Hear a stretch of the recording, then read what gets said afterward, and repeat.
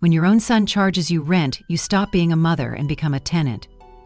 The words formed in my head as I stood at the threshold of the garage, rent envelope softening in my palm where the heat from the space heater couldn't reach.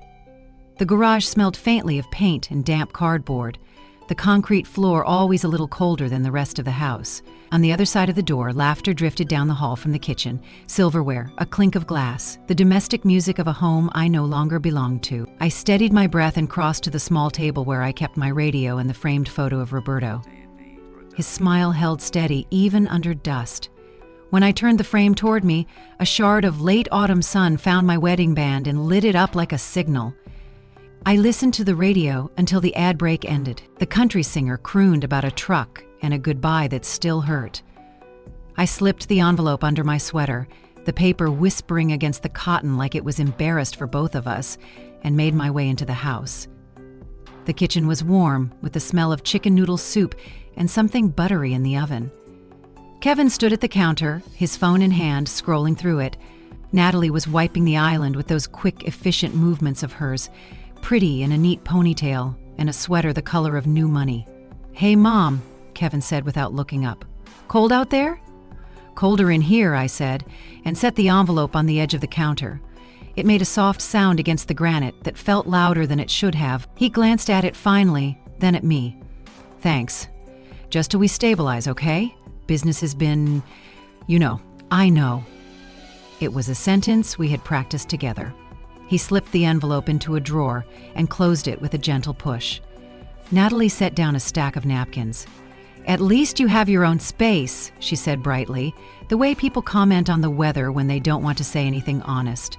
"Privacy is important for everyone," I said. She laughed, a light sound that didn't quite warm the room. "We were talking last night," she added, arranging spoons that didn't need arranging. "It might be nice to look at options where you'd have community, activities, people your age." "There are people my age on this block," I said. "They wave when I water the driveway." Natalie's smile stayed fixed. "You know what I mean." I ladled myself some soup and took it back to the garage where the folding table waited. The spoon knocked gently against the side of the bowl with each stir, like a clock reminding me that time does what it wants, whether we agree or not. I ate slowly, staring at the space heater's orange coils, then wiped the table clean and, by habit, polished Roberto's frame with the corner of my sleeve. It was a ritual that made no difference to anyone but me. In the evening, Kevin asked if I wanted to join them for dinner. I said yes, because I still believed in trying. We ate baked salmon and green beans in the glow of the pendant lights. Natalie poured me a half glass of white wine and asked if the heater was working okay. "We can always get a better unit," she said, "but we should be careful with the electric bill. December is always rough." "December used to be our favorite month," I said, and smiled at the memory of Roberto trying to fix lights that never wanted to cooperate. Natalie tilted her head. "We'll make it nice this year. Maybe a small tree in the living room. And..." She stopped, eyes dropping to my hands. "Do you still buy those little lotto tickets? I see them sometimes by your purse." "It's a habit," I said. "Something to look forward to. At least you'll always have a roof here. For now." She said it like a joke, light and harmless, but it landed in my chest with a dull weight. Kevin didn't react. He was checking something on his phone again. Later, while I was rinsing my dishes, I heard them whispering in the hallway. I didn't try to listen, but whispers have their own legs. "Can't put this off," Natalie was saying. "It's not good for any of us. You said yourself, privacy, starting a family." "We'll talk to her," Kevin answered. "Just be careful how you say it." I dried my hands and returned to the garage, where the kettle had begun to mutter. I made tea and sat with my notebook, the old one with a flower embossed on the cover, pages thin as onion skin. I wrote a few lines to Roberto because talking to him out loud still felt like a sacrilege, and writing made it a prayer. The next morning, the mail came late, as it does on our street when the substitute carrier takes the route. I stepped out to the curb and waved at Mrs. Evans across the way, who was sweeping leaves off her porch with more vigor than the task required. The sky was the pale, generous blue that comes after a windy night. The mailbox held a coupon booklet, a utility bill, and a thin catalog featuring smiling, gray-haired people holding hands near an artificial lake. Back inside, I dropped the catalog on the kitchen island. Natalie was there with a laptop open to a spreadsheet. "Mail," I said. She barely glanced, then nudged the glossy booklet with one perfectly manicured finger. "Oh, I've seen that one, Golden Years Manor. They have bingo nights and chair yoga. So cute." "Cute," I echoed. I slid the booklet toward me and opened it. The photos were clean and bright, with good lighting and smooth lawns. No one had soup stains on their blouse. No one's hands shook when they wrote a check. Kevin came in then, jacket half on, keys in hand. "What's that?" "Just something," Natalie said. "We'll talk later." He kissed her cheek and brushed past me without quite making eye contact, the way you avoid stepping on a stain you can't scrub out. I carried the mail back to the garage and set it on the table. The catalog sat on top, smiling its promises at me. I stared until the faces blurred, and then I set it aside under the radio. I told myself I was imagining things, that this was planning, not a verdict. That afternoon I baked cornbread because I wanted the house to smell like something good. I left a plate on the counter with a note. "For later. Love, Mom." The handwriting looked like my mother's had at the end, tidy but tired. When I returned to the garage, I realized I had left my reading glasses by the sink. I went back for them quietly, not wanting to interrupt whatever spreadsheet held Natalie's attention now. The kitchen was empty. Only the ticking clock and the faint hum of the refrigerator kept me company. I found my glasses by the window where the light is best. On the way out, the trash can under the island caught my eye. The lid wasn't fully closed, and something glossy was peeking out from under a paper towel. I tell myself I didn't know what it was before I lifted the lid. I tell myself I hadn't been waiting for proof, just a chance to stop inventing kinder versions of the truth. The catalog lay there, edges bent, the kind of deliberate crease that comes from being folded in half by someone who has already made up her mind. A torn sticky note clung to the cover. "Tour next week?" I stood very still. The hum of the refrigerator grew louder, or maybe it was my own blood trying to break out of its quiet paths. "Mom?" Natalie's voice floated from the hallway. "Do you know where the citrus juicer went?" I let the lid fall gently. The sound was slight, but it startled me anyway. I picked up my glasses, breathed in through my nose, and walked back to the garage as if my bones were still obeying me and not the cold. On the table, Roberto's picture waited patiently. I sat and pulled the catalog from where I'd tucked it under the radio. I could feel the crease under my fingers, the decision carved into the paper. In the window, the light had shifted. The sun was lower, the day draining toward evening. I pressed my thumb along the fold, and the paper made a soft, resigned sound as it flattened. I told myself this was just a conversation we hadn't had yet. I told myself there would be kindness in it if I could just hold still long enough. But in the silence of the garage, even the radio refused to lie to me. The ad break returned with cheerful promises for things I didn't need. New tires, a holiday sale, a serum that makes your face forget the calendar. The space heater clicked, then glowed, as if ready to keep me warm for one more night. I reached for my notebook and wrote 4 words. "I am still here." Then I stood, smoothed my sweater, and held the catalog long enough to memorize its smiling lake, its tidy walkways, the way the artificial sunlight made everything look merciful. I didn't put it under the radio again. I carried it to the kitchen because truth doesn't change when you change rooms, and because some things are only heavy until you decide to lift them. Maggie found the Golden Years Manor brochure crumpled in the trash can. They threw a Thanksgiving dinner and forgot to invite me. It was the scent that betrayed them first. Roasted turkey and nutmeg, the smell of warmth seeping through the walls of the house I once called mine. I sat in the garage, watching light leak through the cracks around the door. The laughter inside was muffled but steady, a pulse of togetherness I could feel in my bones. I told myself maybe it was a work thing, a rehearsal dinner, something that didn't concern me. Then Natalie's voice rose, cheerful and deliberate. "Kevin, bring out the cranberry sauce. Mom loves it." The word mom hit me the wrong way. Not because she said it, but because she wasn't talking about me. I pressed my hands around the chipped mug of tea and stared at the steam rising like something escaping. I'd baked a pumpkin pie that morning. The crust had cracked a little, but it smelled perfect. I'd left it on the counter to cool, thinking we'd share it later. When I finally gathered the courage to check, it was gone. I opened the door slowly. The dining room glowed with candles, plates of food, and glasses clinking. 12 people sat around the table, faces I didn't recognize. Neighbors, Natalie's co-workers maybe. At the far end of the table, where I used to sit, was a woman about my age with silver hair and pearls, laughing at Kevin's story. Natalie noticed me and froze for a second before recovering with a bright smile. "Oh, Mom, we thought you were resting," she said too loudly, as though volume could cover guilt. I felt the eyes turn toward me. Kevin's fork hovered mid-air. "It's just a small thing, Mom," he said. "Didn't want to tire you out." I nodded, pretending that made sense. "I brought pie," I murmured. "That's sweet," Natalie said, standing halfway as if to take it but not meaning to. "We're just wrapping up dessert. Why don't you sit for a bit?" The seat beside her was taken by the woman with pearls. The only empty chair was near the door. I sat there, listening to talk about investments, new cars, vacations, words from a world that no longer needed me. When the dishes were cleared, Natalie leaned over. "Don't wait up," she said softly. "We'll clean up in the morning." I went back to the garage. The pie tin sat on the counter, half empty, a plastic fork stuck upright like a flag, claiming territory.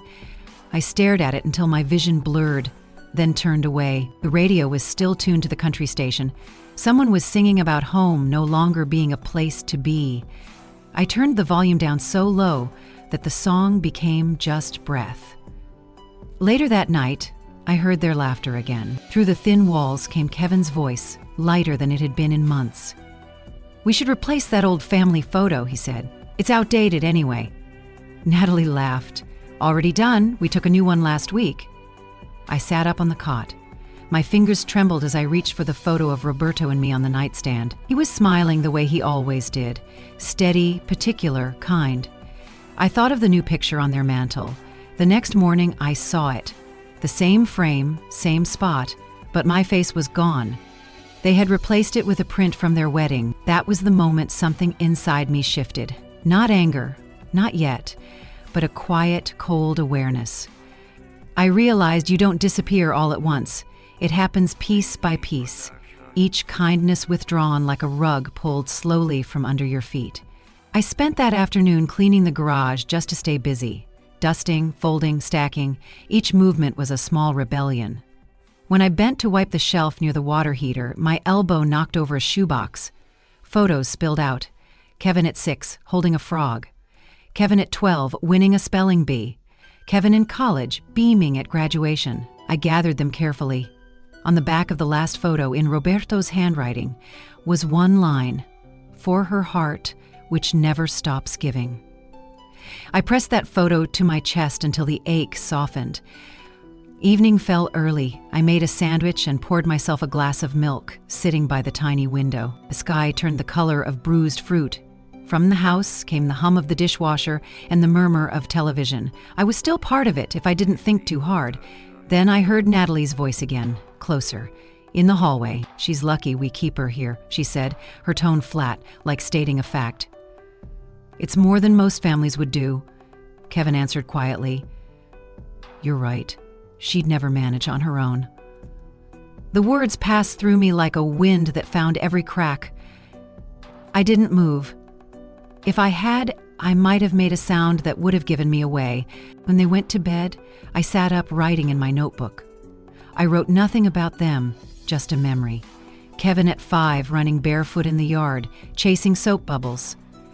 "Don't let them pop," he'd said. "They're too pretty." I had laughed then, knowing they'd pop anyway, but trying to keep them alive for him. I closed the notebook and stared at the old lamp. It flickered once before steadying, a heartbeat in wire and filament. The radio began a new segment. The lottery numbers, the anchor's voice crisp and indifferent. "Tonight's Mega Millions jackpot stands at $75 million, he said. "The winning numbers are..." My pen rolled off the table. I didn't hear the rest. I was thinking about the crumpled ticket tucked inside my wallet, the one I'd bought out of habit on my last grocery run. I reached for it, unfolded it under the weak light, and compared it to the numbers scrolling across the radio screen. One by one, they matched. My breath caught, shallow and fast. I reread them. Same sequence, same order. I wanted to shout, to laugh, to run. Instead, I just sat there, listening to the echo of Natalie's voice in my head. She's lucky we keep her here. Luck, that was the word. I looked toward the house, its windows bright and oblivious. On the counter, the half-eaten pie still waited. Somewhere inside, Kevin and Natalie were asleep in the warmth I had built for them. My hands were trembling, not from fear, but from something older, the need to finally know what it felt like to hold power again, even if it was written on a small slip of paper. I folded the ticket carefully and returned it to my wallet. Then I turned off the light, whispering to the darkness, "Tomorrow, everything changes." But the garage stayed quiet, pretending not to hear. When morning came, the light felt different, thinner, sharper, as if the sun itself knew I was no longer the same woman who'd gone to bed in that garage. I woke early, the lottery ticket still inside my wallet, pressed between an old grocery receipt and Roberto's obituary clipping. I had checked it 3 times through the night, half convinced I'd dreamed it. But every number was still there, perfectly aligned. I sat on the edge of the cot, breathing in the chill. $75 million. The words didn't sound real. They didn't sound like something that could belong to a woman who slept next to a lawnmower. Down the hall, I heard Kevin's footsteps, measured, confident, familiar. He opened the fridge, poured coffee, and left the cup on the counter. Natalie followed, her voice chipper but rehearsed. "We should call the contractor about the patio," she said. "It's time to open the space up." I smiled to myself. They'll be opening a lot more than that soon. I waited until they both left for work before I stepped into the kitchen. It still smelled of last night's dinner. Butter and burnt sugar. The table was clean, the new family photo glinting under morning light. I ran a finger along its frame, then turned toward the phone on the wall. It took 3 tries before the lottery office confirmed it. The woman on the line was calm and professional. "Yes, ma'am, you are one of the verified winners. You'll need to come in person for identity verification. Congratulations." "Thank you," I whispered, though my voice sounded distant. When I hung up, the silence seemed enormous. I looked at my reflection in the microwave door. My eyes looked younger, alive in a way I hadn't seen in years. For the first time in a long time, I laughed. Not softly, a full, belly-deep laugh that startled even me. I spent the next few hours planning, though I didn't know what for. My mind spun with possibilities. A small house by the coast, a porch swing, maybe a dog. But mostly I thought about freedom, the kind that didn't require anyone's permission. When Natalie came home early, I was folding laundry. She peeked in through the garage door. "Hey, Mom," she said lightly. "You look different today." "Do I?" I smiled. "Maybe I slept better." She shrugged, half amused. "Good for you." "Oh, I need you to sign something later. Some bank form, it's just routine." Her tone was too casual. Foreshadowing, my mind whispered. That instinct you learn when you've lived long enough around people who smile while they take from you. That evening, Kevin came home late. I heard them talking in the kitchen, their voices low. "Her name has to stay on the account for now," Natalie said. "It keeps the tax thing cleaner." Kevin sighed. "I just don't want drama. She's fragile." They didn't know I was standing behind the door. Fragile. The word felt like a bruise pressed again and again. I backed away quietly, my hand clutching the wallet. The ticket was still there. My secret. The next morning, I took the bus downtown. The world looked brighter, sharper, like someone had turned up the contrast. I wore Roberto's old coat, the one with the tear near the cuff, and tucked the ticket inside a zipped pocket close to my heart. The lottery office was in a glass building that smelled of air conditioning and disinfectant. I filled out forms, showed my ID, and waited as they verified everything. When the clerk finally smiled and said, "Congratulations, Mrs. Santos," I almost cried. I didn't take the check right away. I chose the transfer option, A direct deposit into a private account I'd quietly opened months ago, back when I still believed saving meant something. The woman handed me a folder. You should expect confirmation by tomorrow. Again, congratulations. Outside, I stood on the sidewalk watching traffic rush by. The city felt alive with sound. Car horns, voices, life moving fast. I clutched the folder to my chest and thought, this is mine, not theirs, mine. When I came home, the house was quiet. The garage smelled of detergent and motor oil. I sat down and began to write. Dear Kevin, I remember when you were 8 and asked me if the moon followed our car. I told you it did, that it watched over you because it loved you. I wish I'd told you the truth. It only looks like it's following, but it's really far away, too far to help. I folded the note but didn't sign it. Just then, the door opened. Natalie appeared, holding a stack of envelopes. Mail came for you, she said sweetly. Mostly junk. Oh, and the bank sent something too. Probably that update I mentioned. She left the letters on my small table and walked off humming. I looked at the envelope. The logo wasn't from my account. It was theirs. The one they'd asked me to co-sign months ago. I opened it. Inside was a printed balance sheet showing a recent withdrawal. $42,000, 0 cents. The signature looked like mine, but the curve of the M was too perfect. My stomach dropped. They had forged my name. That night, I couldn't sleep. The radio played old songs, one after another, while I sat staring at the blank wall. I wasn't angry, not yet. I was stunned by the precision of it all, the way betrayal could be so tidy, so bureaucratic. In the early hours, I stood by the window and whispered, "You thought I was invisible." Then, I smiled, faintly, because I finally saw the irony. They had taken what they thought was my last resource, never knowing the real power slept quietly in my wallet. I pressed my palm against the glass, watching the faint reflection of my face, tired but unbroken. "Tomorrow," I said softly. I stopped pretending. The house was unnaturally quiet that morning. Even the air felt thick, as though it carried something waiting to be said. I made coffee the way Roberto used to, 2 scoops, a dash of cinnamon, and sat at the tiny table in the garage, the sunlight cutting through the dust in thin, trembling lines. The ticket in my wallet had already changed me. The silence confirmed it. By noon, I decided to visit the bank myself. I needed to see it, not the money, but the truth. The teller, a young woman with bright nails and a voice too cheerful for 9 a.m., smiled as I slid the envelope across the counter. "I'd like to review the most recent activity on this account," I said. She typed quickly, the screen reflecting in her glasses. Then she frowned. "It looks like some large withdrawals were made recently. But the signature doesn't match the one on file." I nodded slowly, as if the confirmation didn't crack something open inside me. "Would you like to report it, ma'am?" "Not yet," I said. "Not yet." I left the bank and sat in my car, gripping the steering wheel until my hands stopped shaking. They'd taken from me before. Time, space, dignity. But this was different. This was theft with my name on it. That evening I cooked dinner. I set the table for 3. When Natalie walked in, she froze.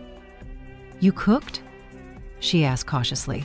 "I thought we could eat together," I said, smiling the way mothers do when they're testing how far forgiveness can stretch before it breaks. Kevin joined a few minutes later, loosening his tie, eyes darting between us.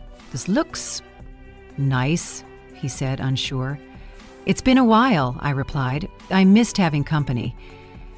We ate in silence for a few minutes. The clink of forks on plates was the only sound. Then I said it. "I went to the bank today." Kevin's hand froze midair. Natalie looked up, her expression too composed. "Oh," she asked lightly, "did everything check out?" "Almost," I said. "Except for one thing, someone's been signing my name."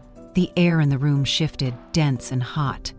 Kevin set down his fork. "That must be a mistake." "Maybe," I said, my voice steady, "but it's funny how my name ends up where my trust used to be." Natalie leaned forward, her tone soft but sharp underneath. "Mom, you don't understand how complicated finances can get. We were just trying to manage things. Manage? I interrupted. You mean take? Kevin exhaled hard, rubbing his temples. We've supported you, Mom. We let you live here. We cover bills. Let me? I repeated the words like glass in my mouth. This house was built with your father's hands and my years. You didn't let me. You inherited comfort you didn't earn. For a long moment, none of us spoke. The only sound was the clock ticking, marking seconds that felt like years. Finally, Natalie whispered, "You're overreacting."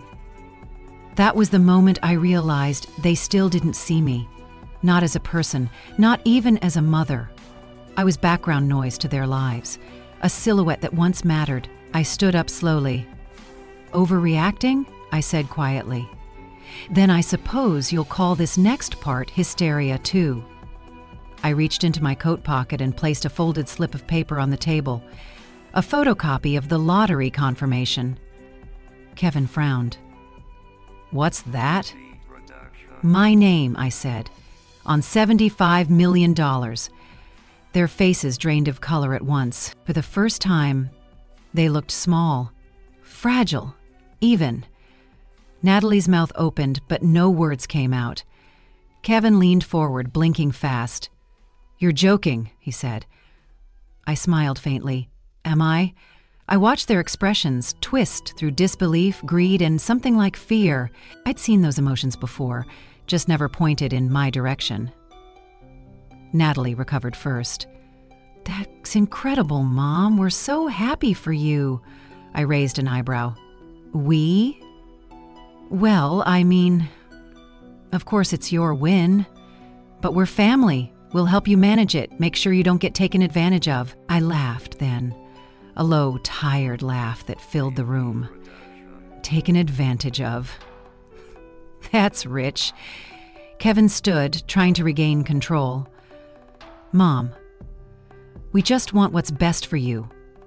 "What's best for me," I said, "isn't something you get to define anymore." The table felt like a courtroom. The plates, evidence, the silence of verdict. Natalie reached for my hand, but I pulled it back. "You forged my name once," I said softly. "You won't do it again." She looked like she wanted to protest, but the words caught in her throat. "Finally," she whispered, "you'd really walk away from us." I met her gaze. "You already did." That night, I couldn't sleep. I sat by the garage window, watching the porch light flicker. The house felt foreign now, like a stage set after the actors had left. On the counter, the family photo still stood, the one without me. I picked it up, looked at their smiling faces, then placed it face down. The radio murmured in the background, an old jazz tune about leaving. I closed my eyes and saw Roberto again, standing by the old truck, wiping his hands on a rag. "Maggie," he'd said once, "don't let anyone tell you your kindness is weakness. It's just that some people mistake it for permission." Now I understand what he meant. I opened my notebook and wrote a single line. "Tomorrow, I'll tell them what I've decided." Outside, the wind moved through the trees like a whisper. The moon hung low, pale, and deliberate, watching, like it always had. I looked up and said softly, "You'll see me now." I thought I'd lost my husband years ago, but that night he came back. Through a lawyer's letter. Morning rain stitched the sky into a single gray sheet as I rode the bus downtown, the city blurred by water on the windows. I kept Roberto's old coat tight around me, the collar smelling faintly of motor oil and spearmint gum, and held my purse close. Inside was a neatly arranged stack: the lottery confirmation, the bank statement with the forged signature, and a folded note I wasn't sure I would ever give my son. The world outside rattled with traffic and umbrella tips. Inside me, the noise thinned to one clear thought: find the truth and write it down. Thomas Rodriguez's office was located on the second floor of a low brick building, the kind with a dentist on one side and a tax preparation shop on the other. The waiting room featured plastic ferns and magazines that were 3 months out of date. When Thomas stepped out, his gray hair was damp at the edges and his tie was loose. As if he'd hurried to meet me. "Maggie," he said with a calm that always reminded me of church basements and good coffee, "come in." His office smelled like rain-dried paper. Files were stacked in gentle chaos, each one with a yellow tab leaning like a reed. He poured coffee into a heavy mug and handed it to me, then sat across the desk and waited. That was always his gift, the patience that made people tell the truth. I slid the bank statement to him first. "I didn't authorize this." He scanned it, jaw tightening. "That curve on the M isn't yours," he said quietly. "I've watched you sign enough papers to know." I pulled the lottery confirmation next. "This is mine." The words surprised me with their steadiness. Thomas read it, not at once, not showy with praise. "Congratulations," he said, meaning it. "This changes everything. But before we talk about that..." He reached for a locked drawer, took out a brown envelope, and placed it between us. My name was written on it in a familiar slant. I didn't realize I was holding my breath until I heard myself release it. "Rodero," I whispered. "He came to see me a year before he passed," Thomas said. "Said he wanted to put a few things in order, just in case." He slid the envelope closer. "He told me not to give you this unless I believed you needed it." The paper rasped under my fingers as I opened it. Inside there was a letter, in Roberto's handwriting, 3 pages stapled together, and a flash drive taped to the last sheet. Thomas handed me a small speaker and an old laptop. He recorded something, he said. He wasn't sure he'd be able to say it out loud. I pressed play. The speaker crackled. Then my husband's voice filled the room, warm and steady, as if it had only been misplaced, not gone. "Maggie," he began, "if you're hearing this, I wasn't there when you needed someone to stand next to you. I'm sorry. I know about Kevin's spending. I know about the pressure Natalie puts on you to be small so they can feel big. You taught me that love doesn't look away. So I didn't. I hired a man to look into the debts, and I started paperwork to protect you." My eyes burned. I pressed fingertips to my eyelids until the ache dulled. Roberto's voice went on, gentle as a hand on my shoulder. "I couldn't convince our boy to make different choices, but I can make sure you're not left to pay for them. I set up a trust in your name, $600,000, to be released at my lawyer's discretion if anyone tries to move you out of your own life. And about the house, Maggie, I put it in a revocable trust, with you as primary, not Kevin. Don't tell them. Just use it when you must. I wish I could be there when you use your voice. You always had the truest one." The recording clicked to a stop.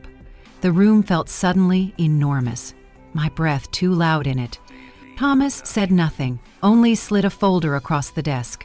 The trust paperwork, the deed, and the notarized signatures that proved history could be corrected on paper, if not in people. I read slowly, the way you taste a thing you've long been denied.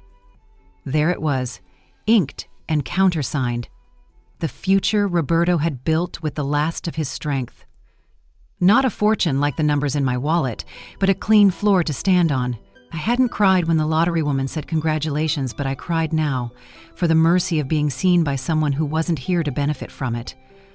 Thomas handed me a box of tissues, then waited again. "We can proceed in steps," he said, practical as winter.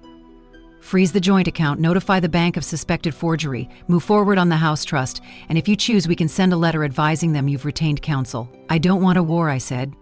"You don't have to. You just have to stop losing one." Rain softened against the window. I stared out at the parking lot, at the crooked line of shopping carts against the grocery store wall, and felt the shape of a decision settle into me like a final puzzle piece. "I'm leaving," I said. Not with slamming doors, just leaving. I'll pack my things quietly. I'll have the bank call you, and when Kevin asks why, I'll tell him the truth is heavy, and I'm done carrying it for him. Thomas nodded, then slid me another paper. "One more thing. Roberto wrote a letter to Kevin. He wasn't sure you'd use it, but it's here." I didn't reach for it. Maybe one day. Maybe not. I took the trust documents and folded them into my purse, their corners stiff and reassuring. I finished my coffee and set the empty mug exactly in the ring of its coaster. Order restored. "Thank you," I said, and meant more than the word could hold. On my way out, a sparrow landed on the sill and cocked its head at me, curious and unafraid. Rain glittered on its feathers. It flew when I opened the door, as if leading the way. I followed. The bus ride back felt lighter. the city brightening in places where the clouds thinned. I watched people with grocery bags and damp collars, imagining the dinners they would cook and the arguments they would postpone. When Riverside came into view, with its low roofs and narrow trees, I didn't feel small in it anymore. At the house, the porch light was off, the afternoon dim and forgiving. I stood a long moment on the threshold, listening. Somewhere inside the refrigerator hummed, and a faucet dripped. I went to the garage and looked at my life arranged in careful piles. The boxes of Christmas ornaments, the basket of winter scarves, the framed moments of the years when being a mother had felt like a job that came with a heartbeat. I took down Roberto's photo and wrapped it in a sweater. I placed the shoebox of Kevin's childhood pictures on top of my suitcase. Then I wrote a note and left it on the kitchen counter, beside a loaf of bread I had sliced and wrapped for them. Kevin, it said, I loved you by being quiet. I'm going to try another way now. I put my keys on the hook by the door. The ring made a slight sound, not the clang of endings, just the clear tick of something honest. The rain had stopped. The street smelled like pavement and wet leaves. I stepped outside with my suitcase in one hand and the envelope in the other, and the air met me like water meets a swimmer who has finally stopped fighting and started floating. No more apologies. The morning I left, the air was so still it felt like the world had paused to listen. The sky was a pale watercolor of dawn, and the house, my house though it hadn't felt like mine in years, stood behind me in quiet disapproval. I rolled my suitcase across the gravel, every crunch of the wheels a small defiance. I didn't leave a note this time. I'd already said enough. The loaf of bread on the counter, the trust papers gone from the drawer, the empty hook where my keys had hung. Those would speak louder than any apology. I walked to the end of the street before turning back once. The kitchen window glowed faintly. Natalie was probably making coffee. She always added too much sugar, just like I used to. For a fleeting second, I wondered if she'd notice my absence right away, or if it would take the silence a few days to register. Then I kept walking.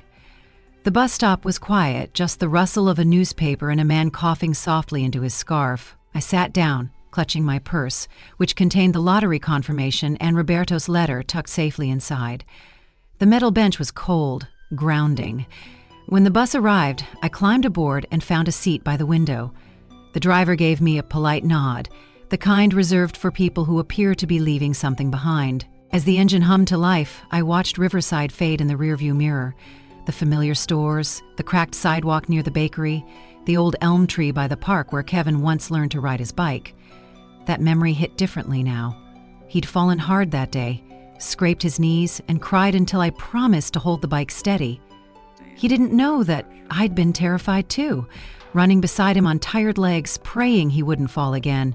Now I understood. I'd spent years holding him steady, long after he'd stopped needing it. The bus turned onto the highway. The houses grew smaller, the spaces wider. For the first time in decades, I had no destination that required permission. 2 hours later, I arrived in Clearwater, a coastal town I'd once visited with Roberto for their anniversary. The air smelled of salt and oranges, and the gulls circled lazily over the pier. The motel near the harbor was modest but clean, with whitewashed walls and a view of the water. The woman at the front desk handed me a key and said, "Welcome home," without knowing how right that sounded. Inside, I placed my suitcase by the door and stood for a long time, just breathing. The silence here was different. It wasn't an absence, but rather a peace. I unpacked slowly. Roberto's photo on the dresser, the small notebook beside it, and the folded lottery ticket in the drawer. Then I took out the letter from Thomas, the legal confirmation that the house at last was mine alone. I smiled. I don't need it anymore. That evening, I walked to the shoreline. The sand was cool, the tide pulling gently at my shoes. The horizon glowed with that orange fire only the ocean knows. I thought of all the dinners I'd cooked, all the arguments I'd swallowed, all the nights I'd stayed quiet to keep the peace that never existed. I whispered their names into the wind, Kevin, Natalie, and let the waves carry them out. A child nearby was building a sandcastle. His mother watched from a beach chair reading a paperback. When the boy's wall collapsed, he frowned, ready to cry, but she smiled and said, "Start again, sweetheart. This time, make it stronger." That single line cut straight through me. That was it, the lesson I'd been circling around all along. You can rebuild, but only if you start from a place that's truly yours. Back at the motel, I turned on the radio. The same host who'd once read the lottery numbers now spoke in a smooth, easy tone. Tonight's topic, gratitude after loss. Call in and tell us, what did you walk away from to find peace? I stared at the receiver. My hands moved before I could stop them. The line clicked and a producer's voice asked for my name. "Margaret," I said. It felt right. Not Mom, not Ma, just Margaret. When they put me on air, I hesitated, listening to my own heartbeat. Then I spoke. I walked away from a house that forgot I built it, from people who loved what I gave, not who I was. And I found something better waiting. Silence that doesn't hurt. The host was quiet for a moment, then said softly, "That's beautiful, Margaret. I think a lot of us needed to hear that." I smiled. So did I. Later that night, I sat by the window, writing in my notebook. "Dear Roberto, you were right. Kindness isn't weakness. It's a choice. And I finally learned who deserves it. I think you'd like this place. The sea is loud, but not cruel. I'll plant flowers here, yellow ones, the kind you said reminded you of sunlight on water." I closed the notebook and watched the moon rise over the water. Somewhere, a ship's horn sounded, long and low. I reached into my purse, took out the lottery ticket one last time, and held it up to the light. The numbers still glowed faintly, promise written in ink. I smiled, then tore it neatly in half. Then again, and again, until it was just paper. The wind carried the pieces out through the open window, scattering them like birds. Freedom, I realized, doesn't always come from what you win, but from what you finally let go. When I turned off the light, the room stayed warm. The radio hummed softly, a lullaby of static and distant voices. I lay down, feeling the rhythm of the waves through the floor, steady and forgiving. Tomorrow, I'd find a small place by the pier, volunteer at the library, or consider teaching kids to read. It didn't matter what, only that it would be mine. I closed my eyes and whispered to the dark, "I'm home." And for the first time in years, the darkness whispered back, quiet, kind, complete. Sometimes the most profound betrayals don't come from enemies.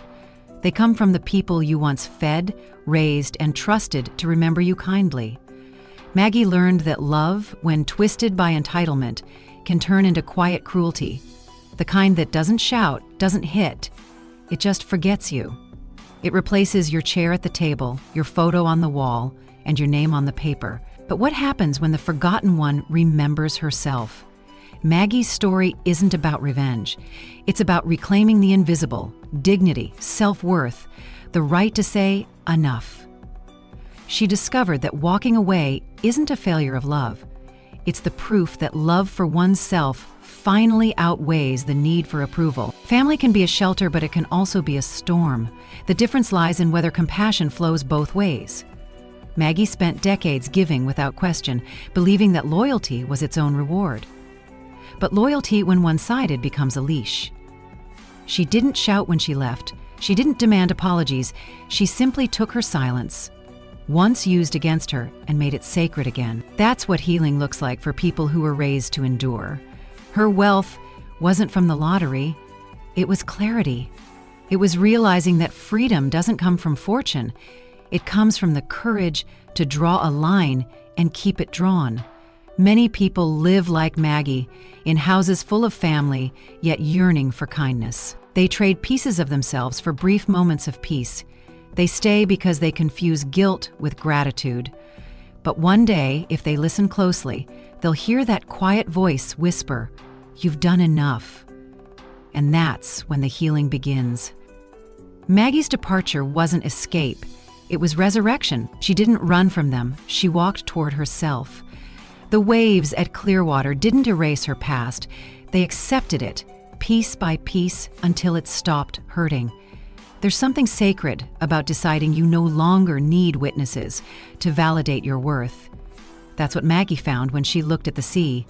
Not punishment, not victory, but peace. Every betrayal leaves a scar, but scars are a testament to survival. They are where the light enters, where wisdom grows. And the accurate measure of love is not how long we stay, but how gently we leave, when waiting becomes a form of self-betrayal.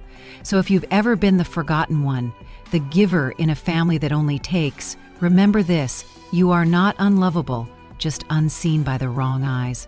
Never confuse silence with weakness. Sometimes silence is the only language the soul has left when truth would break the room apart.